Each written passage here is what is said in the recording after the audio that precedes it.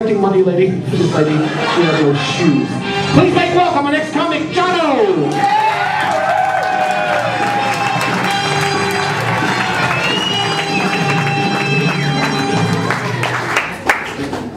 Speaking of Chinese balls,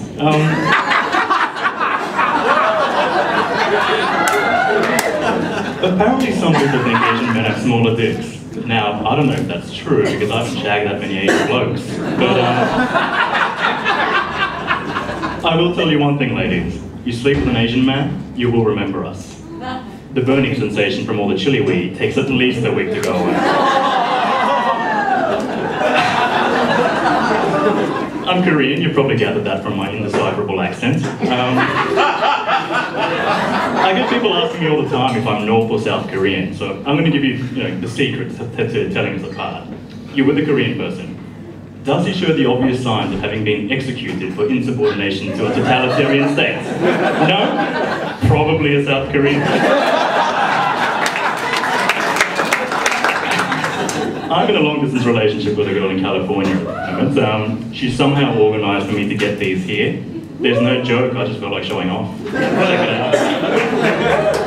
And I was talking to a friend the other day who said, "Oh mate, long distance, I've been there, it's tough, it didn't work out, how are you coping?"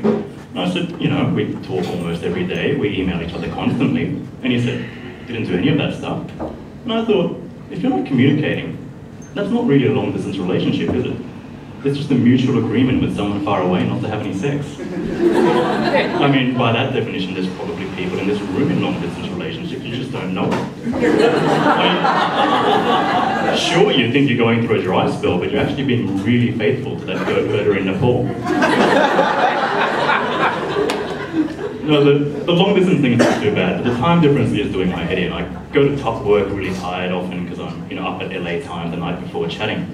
The other day I went to the bathroom and realised I was wearing 2 pairs of underpants, which was terrifying because it's a special fear that only a man can experience when you step up to the urinal, unzip the fly, reach past the first layer of boxer shorts, and find absolutely nothing.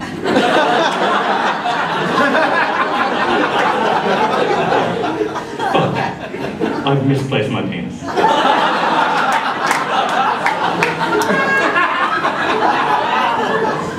Is it in the washing? Did I lend it to an under-endowed friend for a dirty weekend? Did I tear it off in frustration after a particularly unsatisfying blowjob? I don't know. The long-distance thing means I've been doing a lot of flying lately. My favourite thing about flying is the safety instructions in the seat back pocket, because they're always the same, aren't they? In the event of an ocean landing, the inflatable slides will double as life rafts, and there's a whistle attached to the vest so you can attract attention. Well shit, I love slides, I love boats, I fucking love whistles. I can't wait for this thing to crash at this point. I'm trying to figure out if there's a way I can open the emergency hatch mid-flight without it resulting in a stay in Guantanamo Bay. But then I remembered something. You remember when that guy landed the plane on the Hudson last year? That was the first time in the history of commercial aviation that anyone pulled that off. So the airlines have been lying to us all this time. Now you can understand what they wouldn't want to say. In the event of an emergency, the plane will go into a fiery cartwheel of death, and you'll be shaken around the cabin like so many fireflies in a jar. I mean, you can see why that's not very reassuring. But as long as you're making shit up, why don't you go balls to the wall? In the event of an emergency, a herd of unicorns will come running out of the clouds on a bridge made of rainbows and carry you to safety on an island where you'll be entertained by the ghost of Johnny Cash while the unicorns give you the best handjob you've ever had. At my door, the leaves are falling.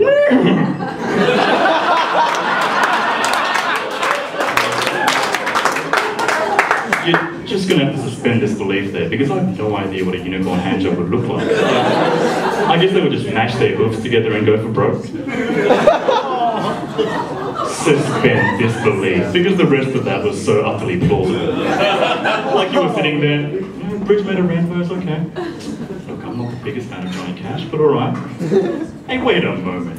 That's not what a handjob is given by a mythical equine creature looks like. What the shenanigans are these? I want my $12 back. He'll be ruining Pegasus blowjobs next. I mean, unicorns don't even have hands, mate. one, I guess that's a hoof job. If you get a hoof job from a unicorn, does that make you a foot fetishist? I suppose if you're getting a rub and tug from a horse with a fucking horn on its head, being labelled as a foot fetishist is the least of your concerns. I'm actually flying out to see my girlfriend this weekend. I can't wait to eat a greasy American hamburger. I love to eat meat, although I do feel a bit guilty about eating some of it. Not chicken, because I have an irrational hatred of those things, so every time I eat chicken, I'm glad there's one less on the planet. That's why if I go to a Brazilian barbecue, I like to eat the chicken hearts, because if you eat a drumstick, you can't be sure you've killed a chicken, can you? There could be some really sad one-legged chicken out there, like, or pornos took my leg. If you eat a chicken heart, you know that sucker's dead. For a similar reason, I only ever buy cage eggs, not the free range, because I enjoy the taste of suffering. But I'll tell you one animal I do feel sorry about, the pigs. Because those of us that aren't vegetarian seem to make arbitrary decisions about what animals we will and won't eat based on how cute and intelligent they are. Well, pigs are very cute, highly intelligent. You'd think they'd be safe, there's just one problem. They're made of bacon. Talk about the shit end of the evolutionary stick. Hey dog, what have millions of years of natural selection left you with? Well, I've got these big teeth to defend myself with, and I'm man's best friend. What about you, pig? I'm made of the most delicious substance known to science. That's a shit deal. Speaking of evolution and science, there was an atheist conference in town recently. I'm an atheist myself, although I try to avoid religious debate because it's a bit frustrating. How do you know God exists? Because it says so in the Bible. How do you know what the Bible says is true? Because it's the Word of God. Well, I guess you win that one, because I can't see any holes in that logic. Apparently people will believe anything if it says so in a book that's old enough. Does that mean in 2,000 years people will dig up the works of J.K. Rowling and start worshipping Harry Potter? What will the religious bigots of tomorrow have on their protest signs? A vote for gay marriage is a vote for Voldemort. Harry and Ginny, not Harry and Jimmy. This is why, if I ever get sick of this thing we called life, I'm going to go into cryogenic freezing for a few thousand years. But not before I've buried really important looking scrolls all over the place. And when the Messiah comes, his name will be Jono, and you will know him by the trail of chicken hearts. Short of stature, shaved of head, and foul of mouth shall he be. You will bestow upon him riches and clones of Scarlett Johansson. And the clones shall much bemoan the burning he doth leaveth in their loins. Thank you.